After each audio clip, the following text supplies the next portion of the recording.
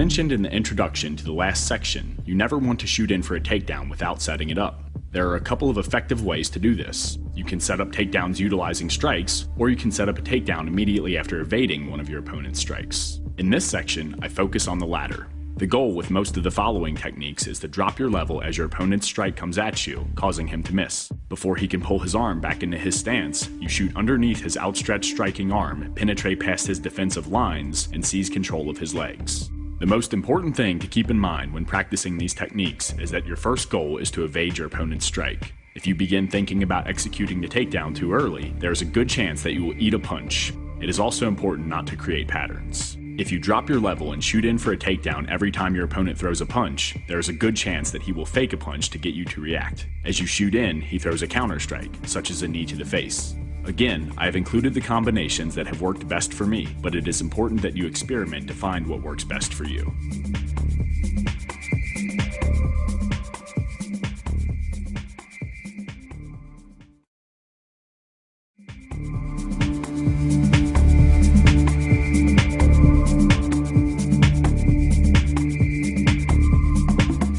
In this sequence, I demonstrate how to counter your opponent's cross with a double leg takedown when in opposite fighting stances. The instant my opponent steps forward and throws the cross, I immediately drop my level to evade the strike, drive off my lead leg, and shoot my weight forward. Next, I shift my weight onto my right knee and slide my rear leg forward into the outside of my opponent's rear leg. With all that momentum moving forward, it becomes very easy to rotate my body in a clockwise direction around my opponent's rear leg. This method of working around your opponent's body for the takedown is often referred to as turning the corner. To obtain control of his body and make the most of my positioning, I quickly wrap my right arm around the front of his legs and my left arm around the back of his legs. Before I can complete the takedown, I first need to secure proper head positioning. Having just shot in, my head is currently positioned to the outside of my opponent's body. Without wasting time, I quickly reposition it to the inside of his body so that my ear is pressed into his stomach. Once accomplished, I have rendered my opponent immobile.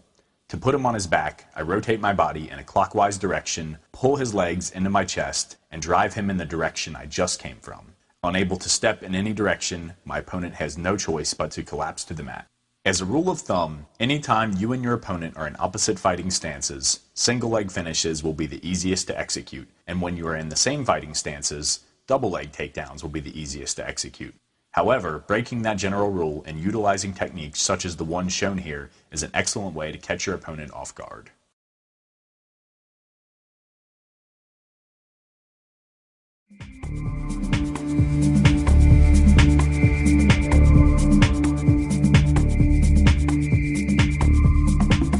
In the previous sequence, I demonstrated how to duck underneath your opponent's cross, close the distance, and then turn the corner and complete a double leg takedown. This technique has the exact same setup, but when you tie up with your opponent, you are unable to reposition your head to the inside of his body. Although this head positioning makes it difficult to complete the takedown by driving into your opponent, it allows you to circle around behind his back. However, with your head momentarily positioned underneath your opponent's arm, it is important to make this transition quickly to avoid getting caught in a guillotine choke. Once you've circled around behind your opponent, press your chest into his back to limit his ability to scramble. Next, you must gain control of your opponent's hips. To accomplish this, I unwrap my right arm from around my opponent's waist and hook it up between his legs. With my left arm still wrapped around his left hip, this allows me to clasp my hands together over his left thigh. This grip gives me a lot of lifting power. To complete the takedown, I use my legs to lift his hips upwards and towards my body. As his legs move out from underneath of him, he falls to the mat.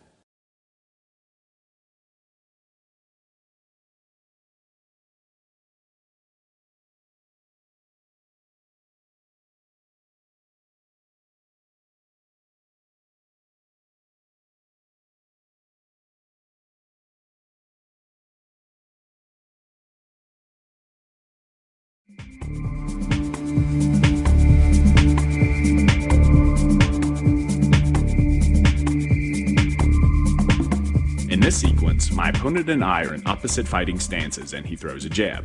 To evade his strike, I step my lead foot to the outside of his lead foot and slip my head to the outside of his arm. Before he can pull his arm back into his stance, I drop my level and shoot in for a modified double leg takedown. To accomplish this, I move my left arm in front of my opponent and wrap it around his right side. At the same time, I drop my lead knee to the mat behind his legs and grab his rear foot with my right hand.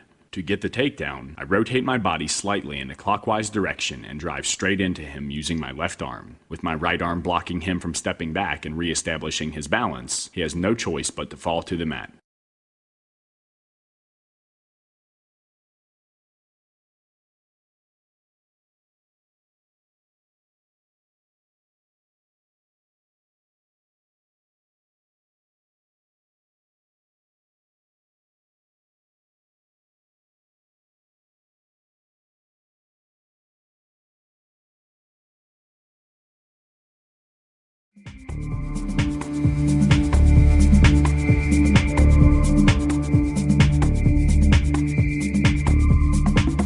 In this sequence, I demonstrate a variation of a body lock takedown used frequently by wrestlers. Starting in an opposite fighting stance as my opponent, I drop my level to evade his cross. While his arm is still stretched out, I step my lead foot forward into the outside of his lead leg and drive forward. It is important to mention that I do not drop my lead knee to the mat as I shoot in. Since my goal is to tie him up in a body lock, I keep my elevation slightly higher. However, it is very important that I get my hips lower than my opponent's hips. Once my right foot touches down to the outside of my opponent's lead leg, I skip my rear foot forward. Once my rear foot lands, I step my right foot even deeper to the outside of my opponent's body. This inward charge is not done in steps, but rather one fluid motion. In order to be effective with body lock takedowns, you must close off all space between you and your opponent and achieve chest-on-chest contact. Having closed the distance, I keep my hips lower than my opponent's hips, wrap my arms tightly around his body, press my right ear tightly to his chest, and pull his hips into me.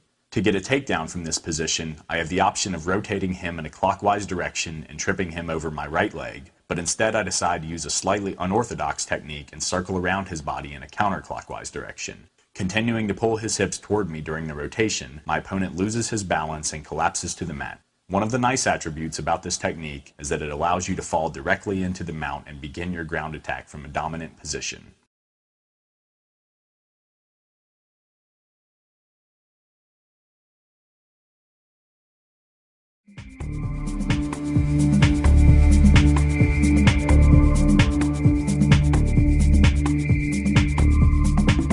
In this sequence, I demonstrate how to block a rear overhand when in an opposite fighting stance as your opponent, and then transition into a takedown that's a cross between an inside leg trip and a leg throw. As my opponent throws the overhand, I elevate my left arm to prevent the strike from landing. Instead of retreating backwards, I immediately step my lead foot to the inside of my opponent's lead leg and wrap both of my arms underneath of his arms, establishing a double underhook body lock. Next, I step my rear foot up to my lead foot and then hook my lead leg around the inside of my opponent's lead leg. In an attempt to destroy his base and balance, I rip my right leg backward, pulling his leg with it. To counter my takedown attempt, he shifts his weight onto his posted leg. Although this makes it difficult for me to finish the inside trip, it allows me to execute a throw. To accomplish this, I keep my opponent's left leg elevated using my right leg so he is unable to replant his foot on the mat, hop on my posted left leg in a counterclockwise direction, and pull my opponent in the same direction using my body lock. With all of my opponent's weight already on his right leg, as he is forced to move more towards his right side, he loses balance and falls toward the mat.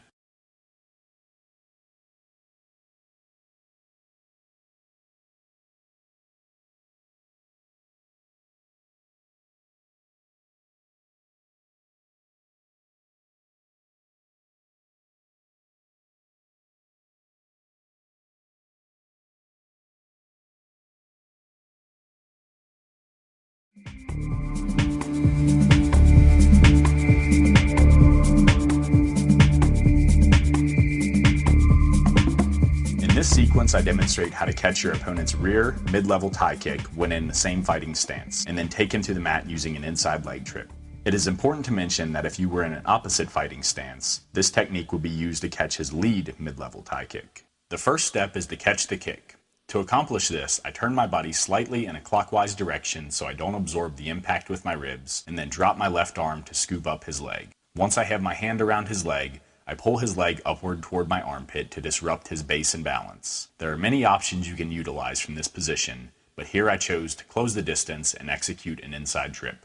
I achieve this by slightly rotating my body in a counterclockwise direction, placing my right hand on his right shoulder, and hooking my right leg around the inside of his planted left leg. To send him to the mat, all I have to do is push on his shoulder with my hand and pull his grounded leg out from underneath him using my right leg. The most important part about this technique is immediately attacking with a takedown when you catch your opponent's leg. If you delay, he can throw punches into your face or employ a single leg defense. Personally, I like this technique because it puts your opponent on his back but leaves you standing, which gives you the choice of striking him while on your feet or working to pass his guard to assume a dominant ground position.